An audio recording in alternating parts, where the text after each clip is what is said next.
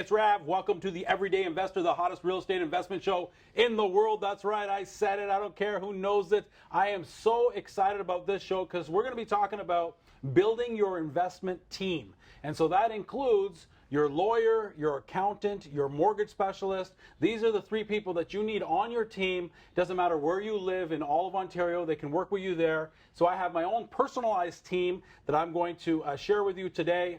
First of all, we're going to be talking to my lawyer, my personal lawyer, Anthony Maniaci. Anthony, it's great to have you on the show. Pleasure to be back as always. Yes, it's great to have you here, and I think whenever you come on, we bring you on because of your knowledge, in the real estate industry, in the corporate law, in the investment world, and I kind of tickle a little bit, just kind of hint at the fact that you handle my affairs. But today, I really wanted, a lot of people ask me often, Rav, who's your lawyer, who's your accountant, who's your mortgage specialist?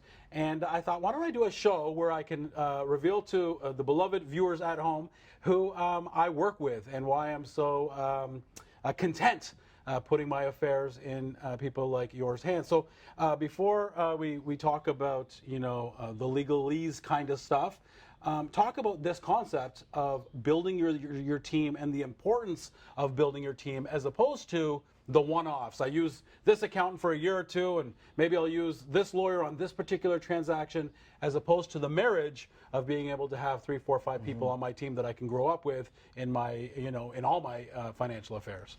Well, as the guy who sort of is out there and I'm dealing with everybody, whether it's the real estate agent, whether it's the mortgage agent, the accountant, so forth, I'm kind of, I guess, as a lawyer, a real estate lawyer, the linchpin within there. And what I can say to all of you out there, and for those of you who watch the show regularly, you'll know that I always stress that education is such an important thing.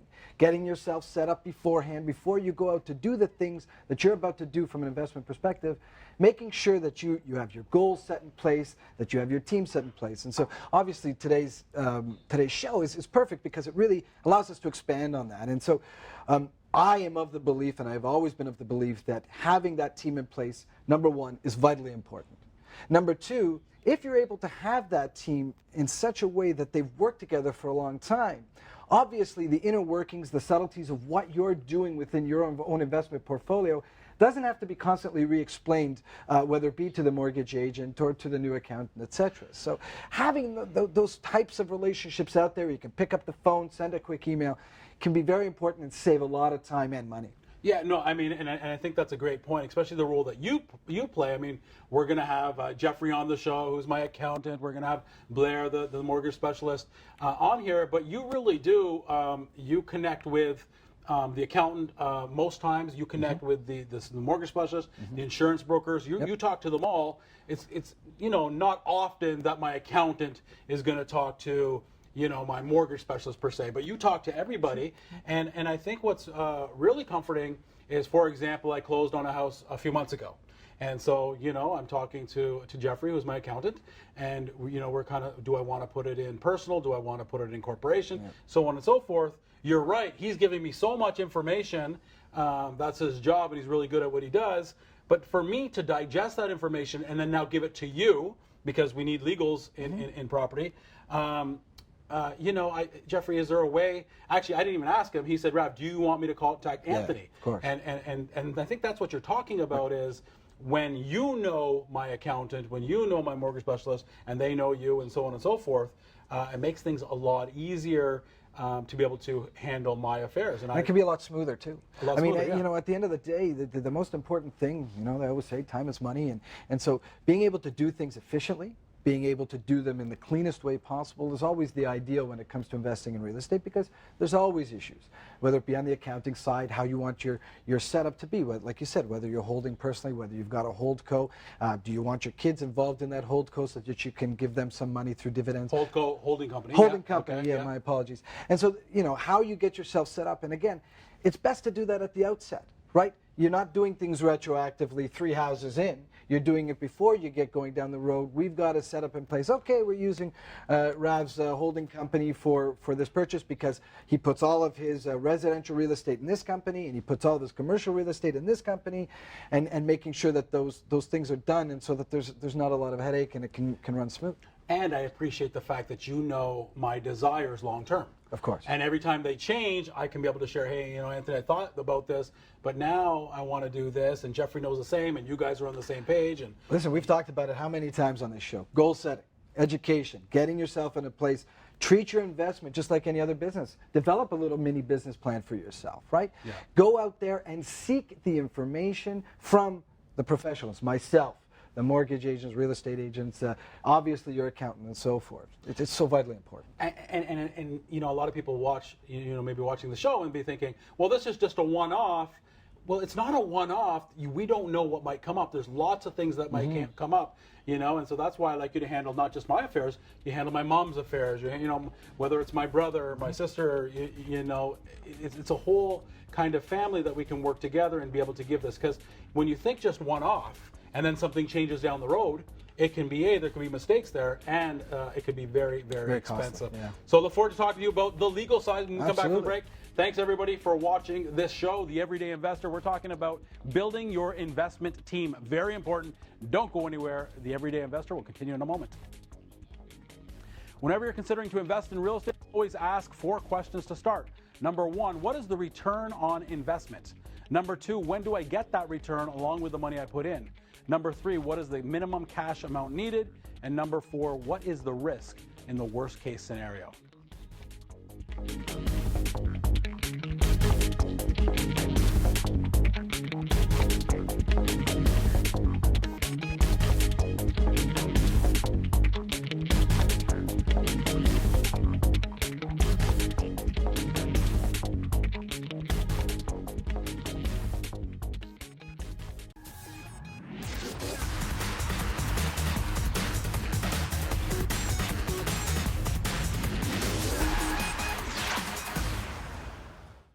Hey, it's Rav. Welcome back to The Everyday Investor. Today we're talking about how to build your investment team, how to put together your lawyer, your accountant, your mortgage specialist, the insurance agent, all that kind of stuff. And what's really cool is that they don't have to be local. These guys can work anywhere in all of Ontario. Before we talk to my lawyer, my good friend Anthony Maniaci, we're going to talk to mortgage specialist extraordinaire, Carmen Caponero. Over to you, Carmen.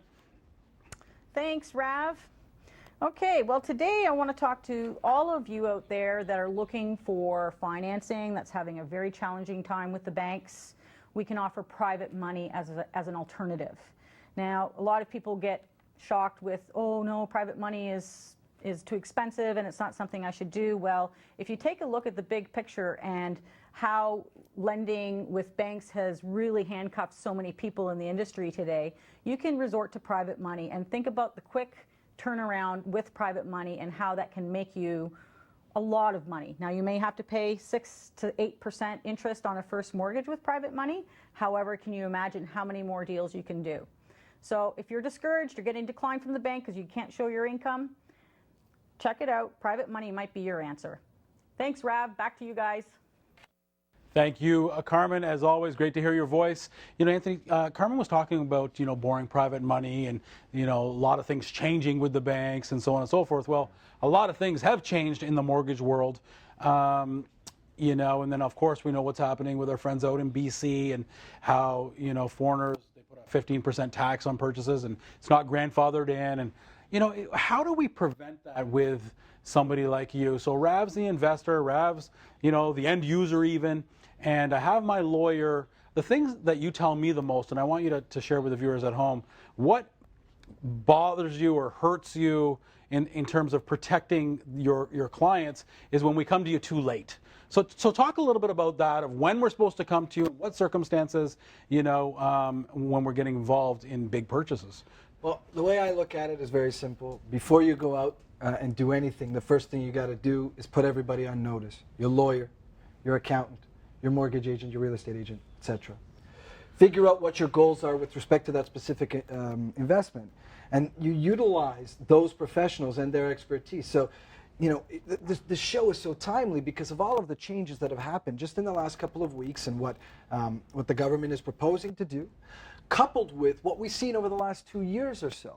The landscape just in mortgages has changed dramatically to the point where you really, really need to understand what's going on, especially when it comes to investment properties, because you may not qualify. You may be out there and you just may not be able to get financing, and if you've already gone firm on a deal, you're going to have a lot of problems. So the best thing to always do is to get out there, figure out, where things are at and where you sit within the landscape itself. It's so vitally important. It's a great point. I mean, again, I closed on a house a few months ago, and it was, I mean, I've been in this business 30 years. I mean, how many properties and investments and so on and so forth.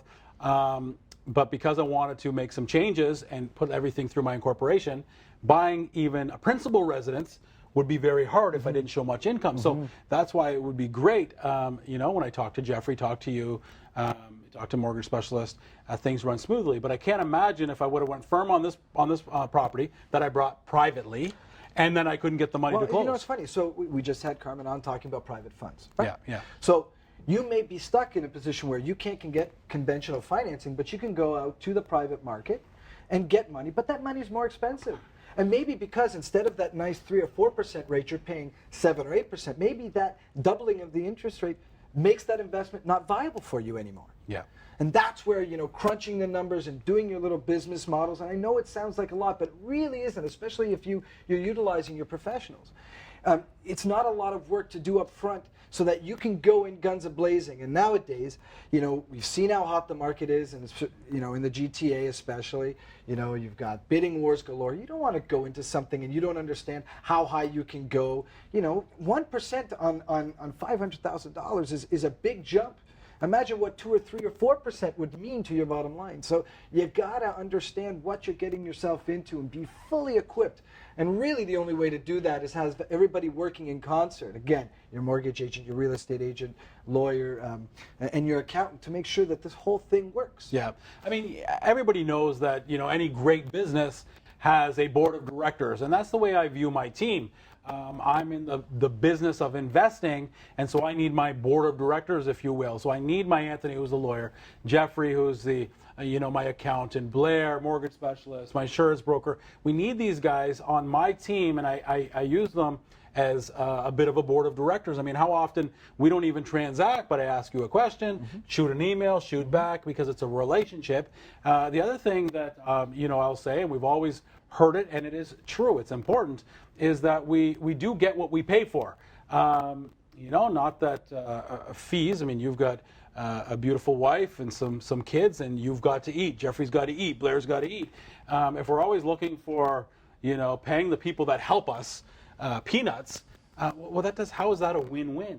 So I don't mind putting out a few bucks, even if it's and I shouldn't even be saying this, because it's not like your fees are more than the next guys, but even if they were, because of the relationship, how much more are you saving me, or how much more am I making on my investments? I have a good friend. We've talked about this how many times, Rav? Yeah, over and over. Having the fit. I mean, ignore the $50 here, $50 there, and focus on, as you've mentioned, the relationship. Can I pick up the phone, call that person, and get a quick answer, send an email, and they'll get back to me within a specific amount of time, or they'll speak to, if I ask them to speak to another professional, that they'll do that. Versus, maybe being nickel and dimed, or, you're just not clicking. The fit is so vitally important. And I've always said this for however many years now I've been doing this show with you, that above and beyond everything else, the most important criteria is expertise, second is fit. Absolutely, 100%. A good friend of mine, Michael Saraceni, he runs an outfit called Keyspire for a bunch of investors, and he always says, he'll put a muzzle on you if you talk about cost. He says it's not about how much it costs, it's what's my return on investment, right? If my return on investment allows me to sleep at night, because all my affairs are in Anthony Jeffrey's hands, my lawyer and my accountant, but I got a good sleep at night, that's an incredible return on my investment.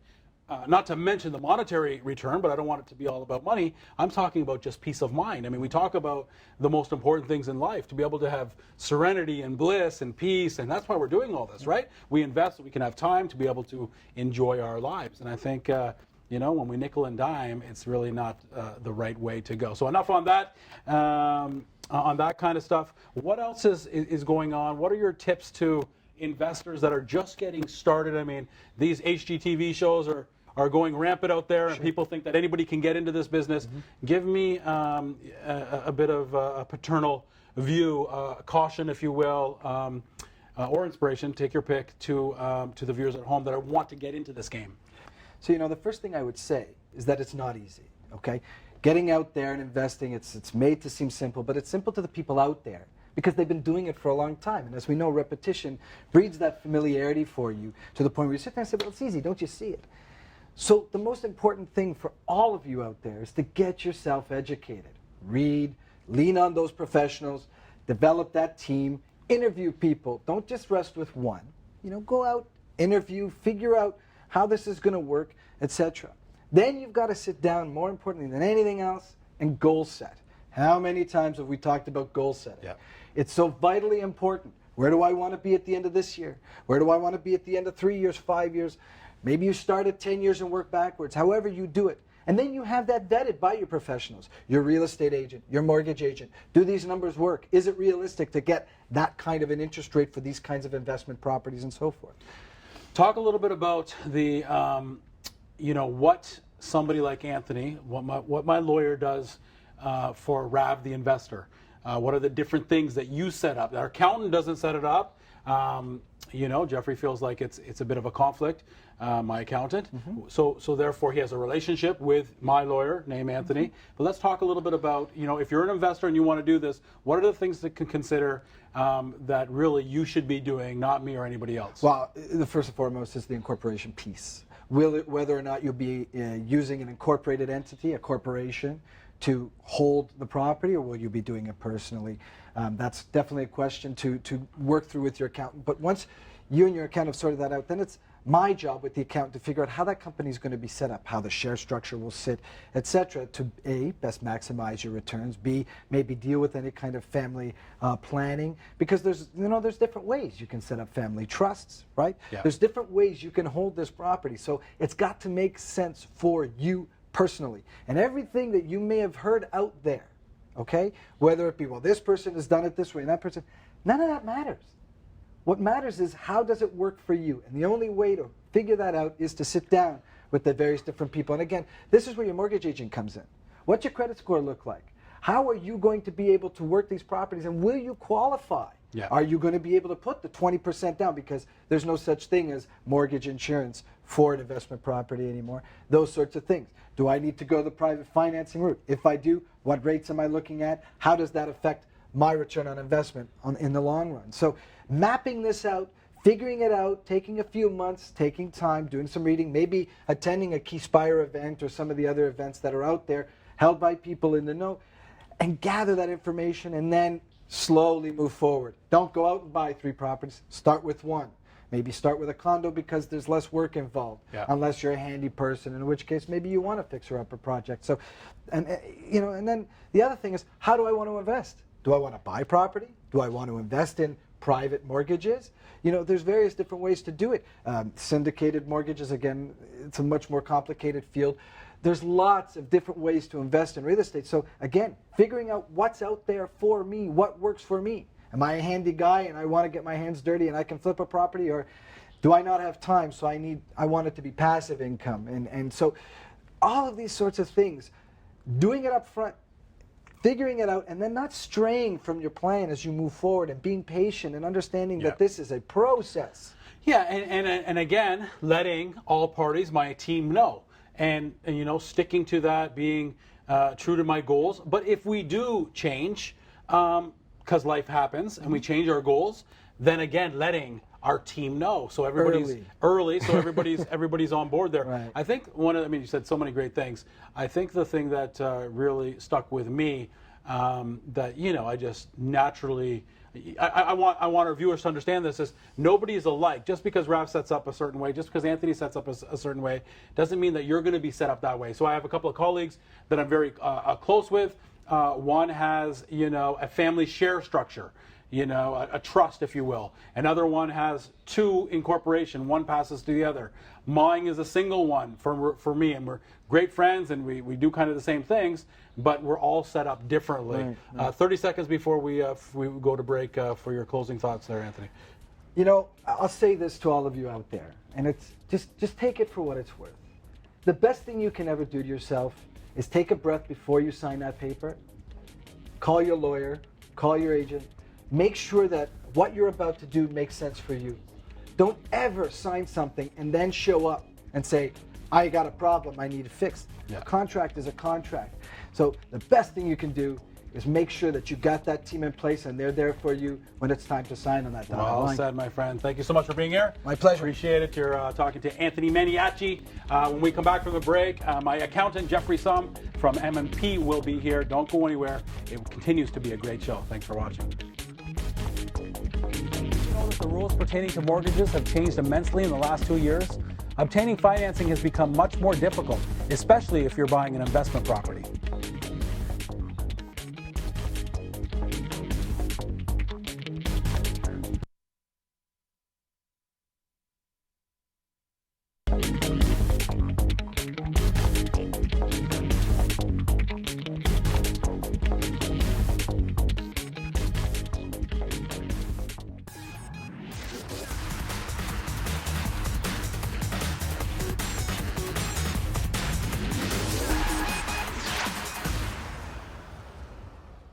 Hey, it's Rav. Welcome back to The Everyday Investor. Very exciting show for you. We're talking about how to build your investment team. If you're an investor, you want to build your team and you want that team to even know each other, kind of like a board of directors for a business, because investing in real estate is a personal business of yours, and we should look at it that way. We talked to Anthony Maniaci, my personal lawyer, who does a great job with my affairs, and I'm very excited. Hard to get him on the show, but my accountant, Jeffrey Sum from M&P, is here with us. Jeffrey, thank you so much. Ralph, thanks for having us. Yes, thanks for being on the show.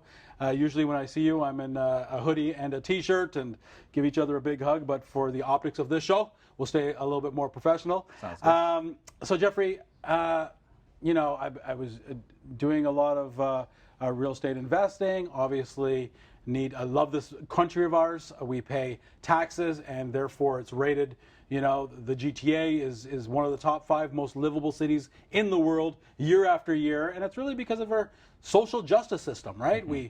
We tax people like Rav. We put it into the city, and we enjoy a great quality of life.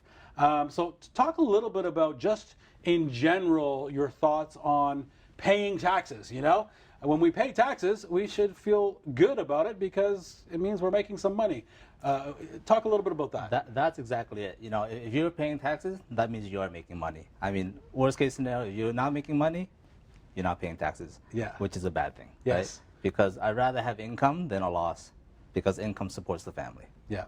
And you're a family man. You have how many kids? I have 3 kids. 3 kids, yeah. And little one just got in an accident, a bike accident. Just no, it's actually my son, the middle one. Okay. He got into a skateboarding accident and staples in his head, which Ouch. wasn't nice, but you know, we Yes. lived through it. And I mentioned that the wife, the kids, so on and so forth. Rav, this is an investment show. What are you talking about family for? Because that's really what this is all about. We invest in real estate so that we have time to be able to enjoy the things that we want to enjoy, family, friends, so on and so forth. But we also get to enjoy, like I said, this beautiful country of ours, and that only works if we take care of everybody through a social justice type of system, of which you provide. So thank you for sharing. I mean, I think it's you that really, you know, always try to beat that into my mind. You know, save money for me, and you're like, Rav, come on, man, you're making money. Make sure that you pay the people that take care of, so on and so forth. There was a saying, I'm not sure if you told me, but you know, a cow gets fed, Yeah. but a pig gets slaughtered. Yeah. Right? Yeah. It's okay to be a bit of a cow and to be able to have a little bit of tricks that are legal. Wouldn't call them tricks, but some strategies that are legal. But when we're being a pig about it and not wanting to pay, I mean, that's not a good thing for quality of life. Definitely not. I mean, everyone has to pay their fair share of taxes just to support the our social system. Yeah. And so don't be afraid to pay taxes. Tax is only one component of everything. Yeah. You know, you want to live your life the way you want to live your life. So I want to talk about mine, and I don't mind disclosing to the viewers at home. They're all my friends.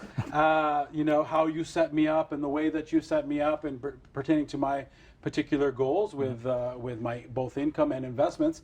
But before we do that, you're with M&P, which is top 5 largest firms here in Canada. Talk a little bit about, actually it's #1 Canadian firm. Talk a little bit about M&P. And why you enjoy being a partner there with them.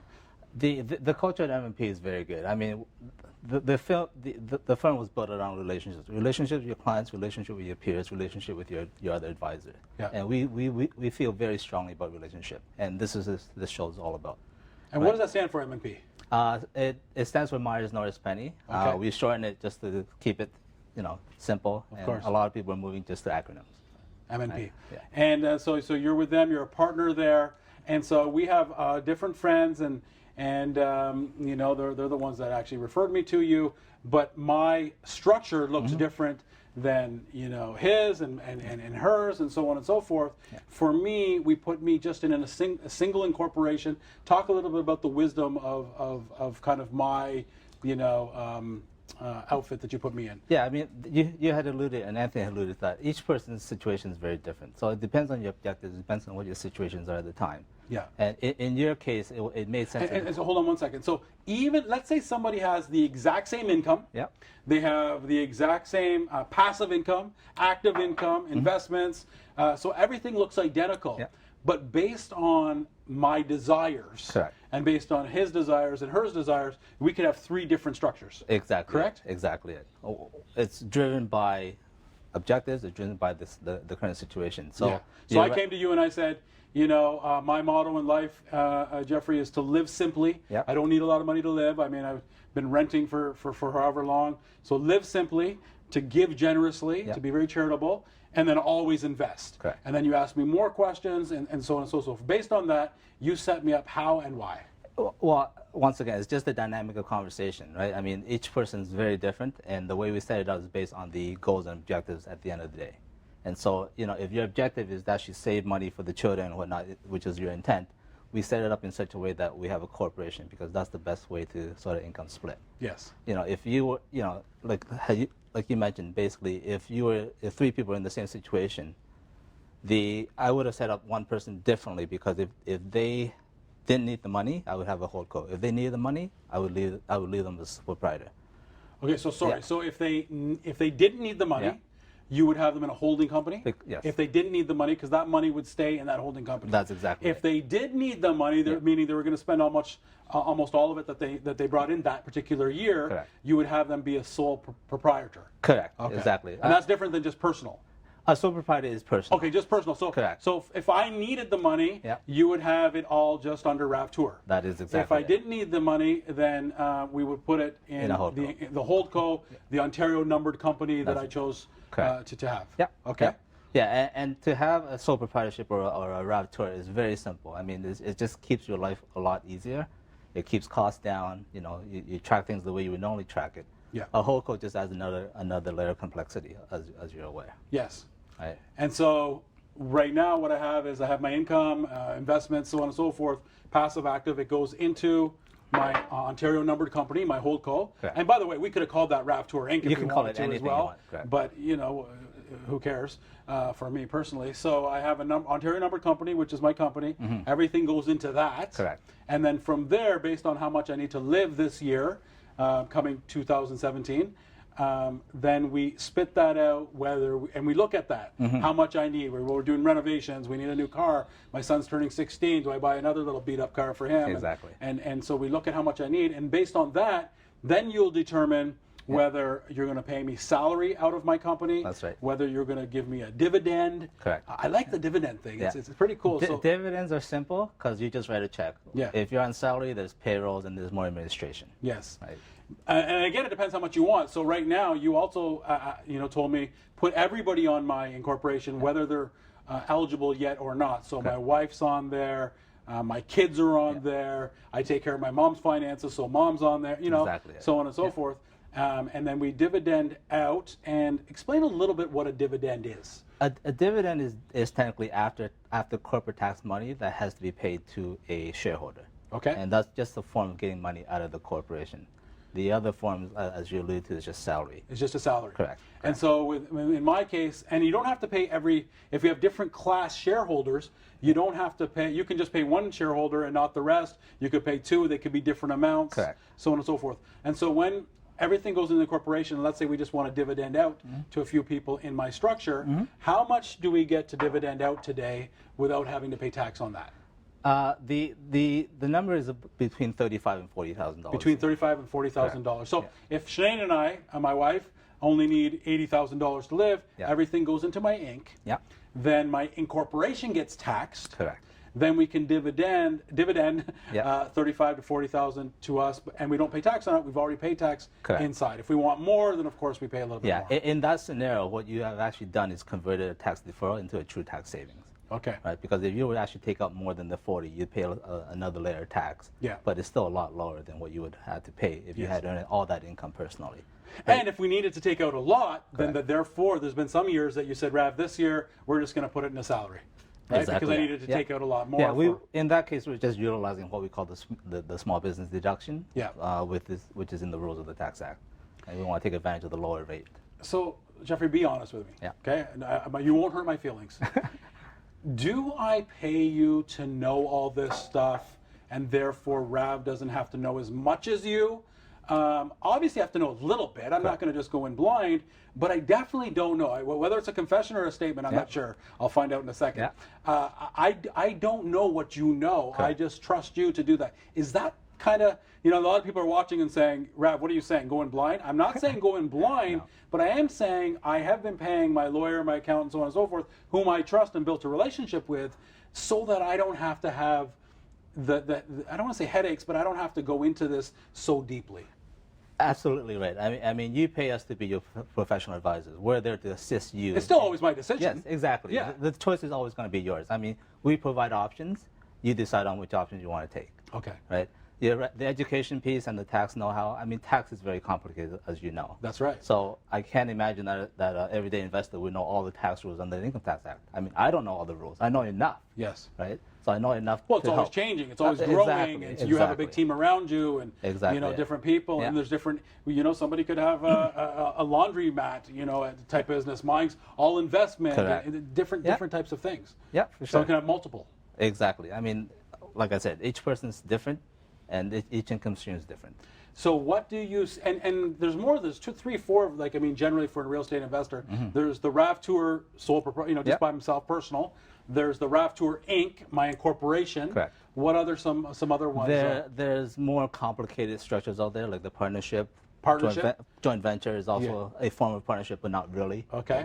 It gets really complex. Family trust. Family trust, definitely Yeah. out there. I mean, Okay. the issue with the family trust is that, it's got a 21-year life, so every 21 years, it sort of has to revalue itself Yeah. and pay tax. And pay tax. And do so it over the and stuff. structuring around that So as the well. two basic, obviously, is not do nothing, but it's just Rav Tour personal. Correct. And then another way to do it is to do a holding company. Correct. And some people, like a mutual friend of ours, he actually has two incorporations. Mm-hmm. One is a holding company, spits out to another, protects this, so on and so forth.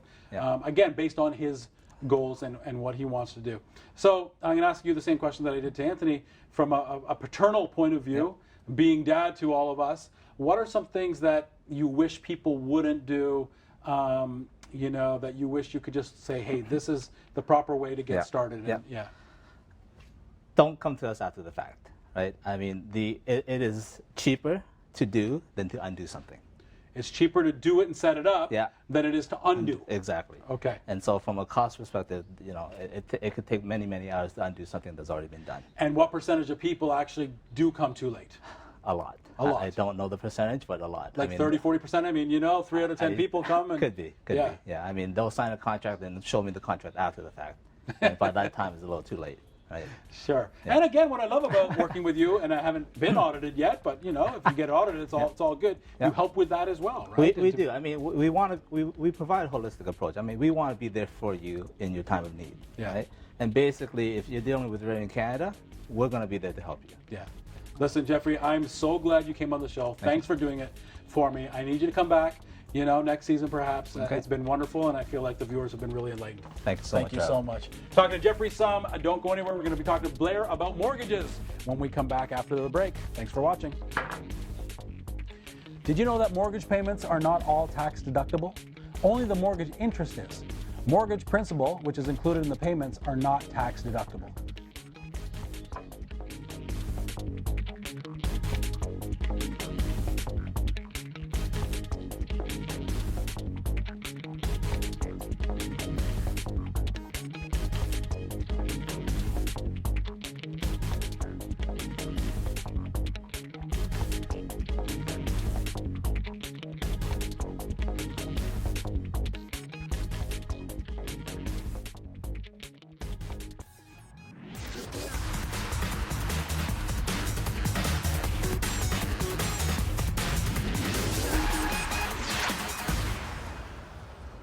Hey, it's Rav. Welcome back to the Everyday Investor. Today we're talking about how to form your team, the importance of your team, your investment team, looking at your investments as your personal business, having a bit of a board of directors, which I call my lawyer, my accountant. I was so grateful to have Anthony on the show, to have Jeffrey on the show. It was amazing to be able to talk to him, just briefly about accounting. And now Blair McDonald's on the show, and we're going to talk to him about money, the mortgage broker, the mortgage specialist. Blair, thanks so much for being on the show. Thanks so much for having us. We have a mutual friend. You work alongside with Carmen Caponera, who's great. I spoke to her a couple of days ago. She was just here on the show, but personally a couple of days ago about just how crazy things can change. You know, things can be just like hopping along in the GTA in Ontario, and the government makes a little tweak here and there. And, for a lot of people, they think ruin it. I don't think it's you ruin it. I think that a good businessman or woman just, kind of changes strategy. But talk a little bit about, how we always have to be able to adapt when the government comes in and changes things. Yeah, absolutely. The rules weren't really advertised as most government changes aren't. Yeah. Given Nobody expected them, is what you're saying. Nobody expected them. Yeah. And a lot of people kind of caught off guard, if you will. So the last couple of weeks since the announcement, I guess last week, people have been digesting. Lenders have kind of tried to work through the process and get more answers as to exactly how it will impact their business. They'll need to retool and determine, what they can and can't do underneath the new policies. Talk to me a little bit about some of some of the things that are that have changed, and how it's going to affect somebody like Rav, who wants to pick up some properties and invest in real estate, and the conventional way, and maybe a little bit on if Rav wants to lend in mortgages. So, what are some of the things that have changed? Yeah, so the qualifying rate, one of the bigger ones is the qualifying rate. So it used to be that you could qualify at a 5-year rate as the going rate. So the 5-year rate typically is around 2.5, let's just say. Okay. Now, as of next Monday,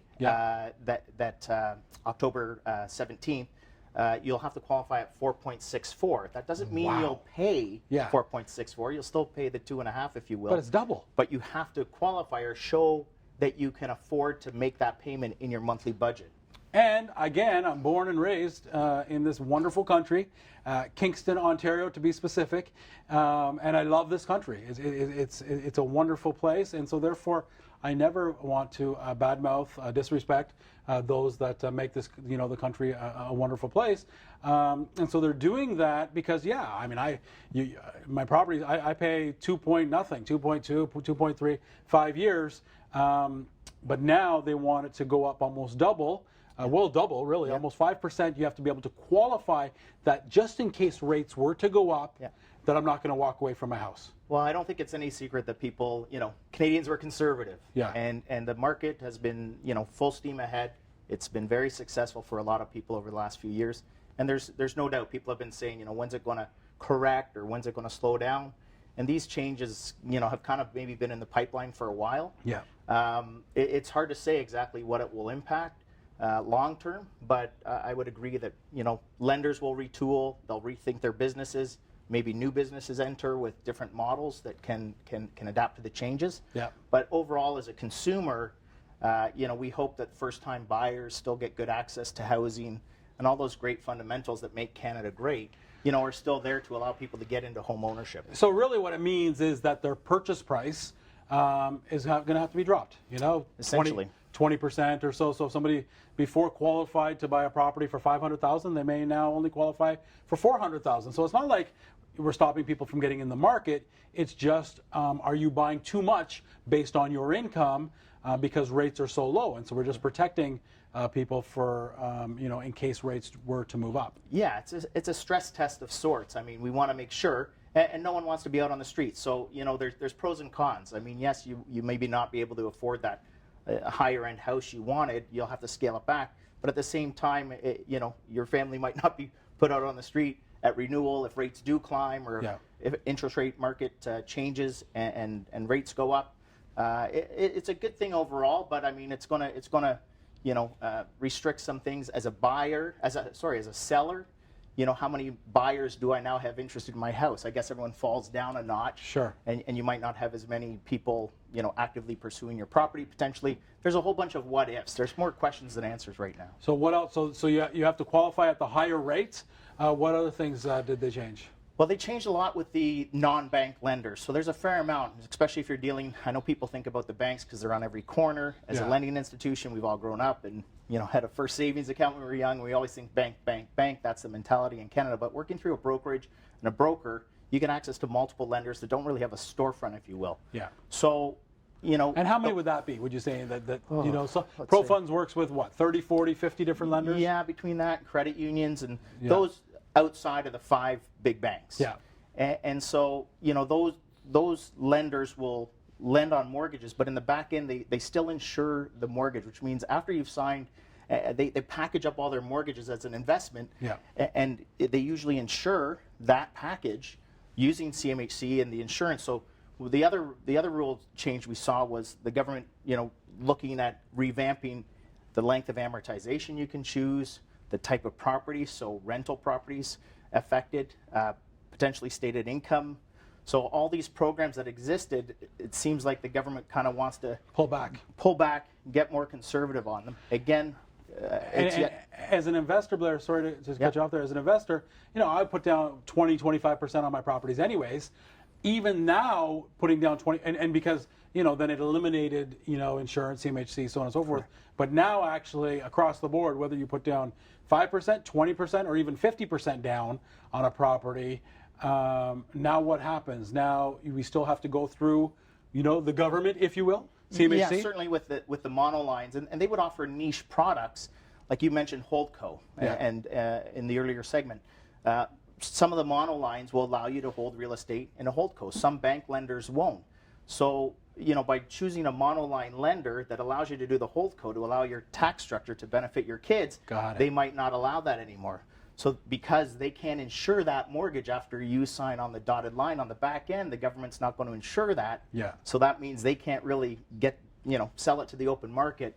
And their business model is affected that way. So I know it's complicated because there's lots of moving parts. No, but it's great. I mean, I want the viewers at home to be able to think about such things, right? I mean, that's why the everyday person, we need to know, and then be able to give you a call to explain further, to give Jeffrey a call, to give Anthony a call. How much more now does this team have to work together? If I'm going to go buy some properties and this particular lender won't allow me to put it into my incorporation, and that's what Jeffrey and me decide to do. I mean, how much more now should we be sharing our thoughts before we do anything with our mortgage broker, with our accountant, with our lawyer, to be able to do that. A realtor, very important, but, they're more area specialists. These guys, accountant, lawyer, mortgage specialists, they can work anywhere in Ontario, and even more, I think, for that matter. But very important to be able to build your team. Even based on what you said. Another one that's kind of humorous to me is now whenever you sell a property, principal residence, of course, again, we're grateful to be able to live here where we have a tax-free exemption. When you sell a principal residence, you pay no tax.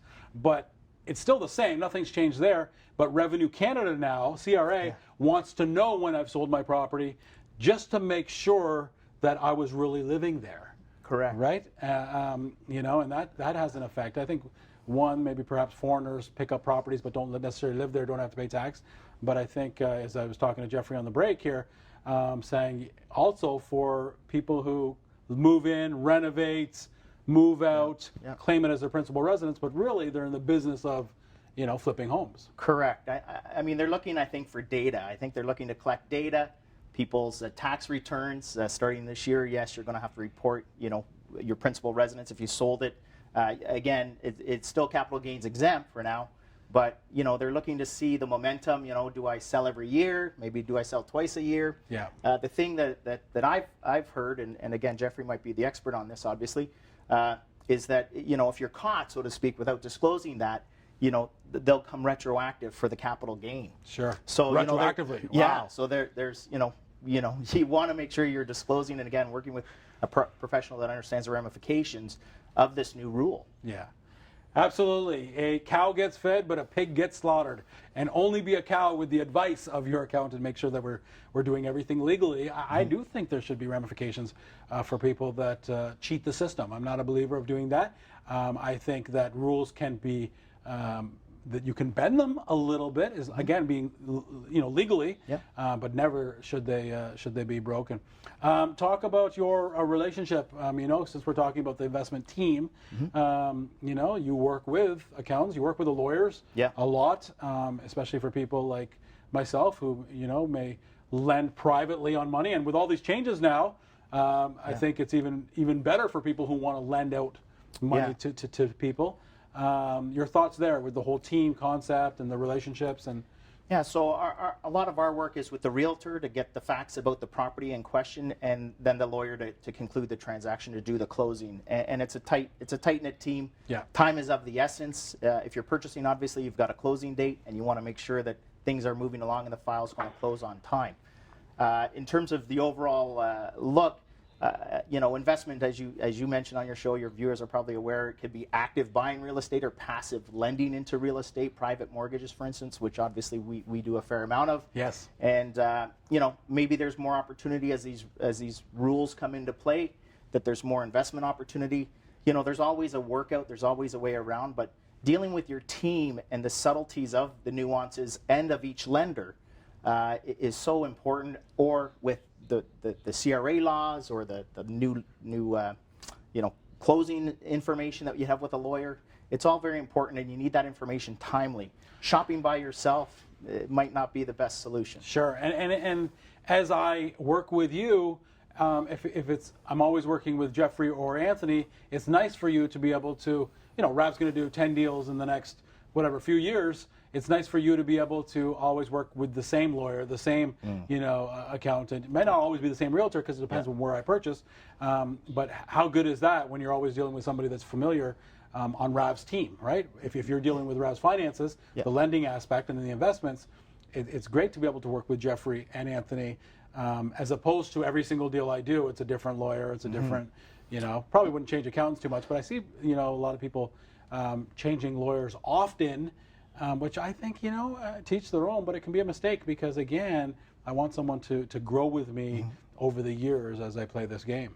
Yeah, and we it's great when we get working with a client, maybe it's their first investment property, there's a fair amount of information, a collection, you're applying for a mortgage, so there's a fair amount of credit information, and that file builds. And then your second one seems less onerous because a lot of information's on file. We already have your articles of incorporation. We know your holding company. It's just a matter of how you're structuring it, what's the purchase agreement, whose name is it in, and then we can reference that file on hand, and as we build and as we grow, things become more streamlined. And certainly dealing with your same partners over and over again and being able to send a quick email, just everyone get on the same page, it's a benefit, it's a win-win. Yeah, no, fantastic.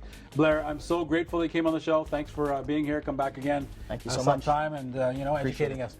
Talking to Blair, talking to Anthony, talking to Jeffrey, talking about the power team, your business, your board of directors, if you will, when it comes to investing in real estate. Don't go anywhere. Come back with my closing thoughts. Thanks for watching.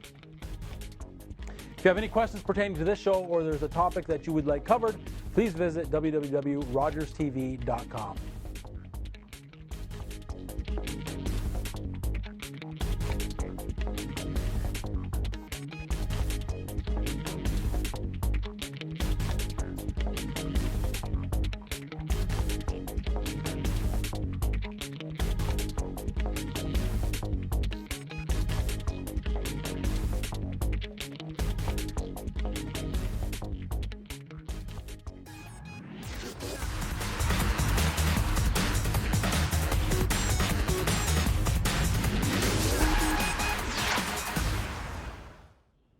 Hey, it's Rav. You've been watching The Everyday Investor. We've had a phenomenal show. If you've missed any of it, please go to rogerstv.com. Make sure you find where the repeats are, wherever you're living. But we've been talking about building the investment team, building your board of directors, if you will. And so we had my lawyer on here, Anthony Maniaci. We had my accountant on here, Jeffrey Sum. I work a lot with Carmen. We had her associate here, Blair from Pro Funds. And so you want to make sure your mortgage specialist, your lawyer, your accountant, building your team, that there's a synergy there, there's relationships, and that you can be able to grow with them for the long run, that every single one of them needs to know your long-term goals, your plans, if anything were to switch, that you would share it with them. And the whole reason we're playing this game, this investment game, is to be able to give us passive income, to be able to enjoy our lives, to be able to create the greatest currency that could ever exist. Four-letter word, starts with a T. Time.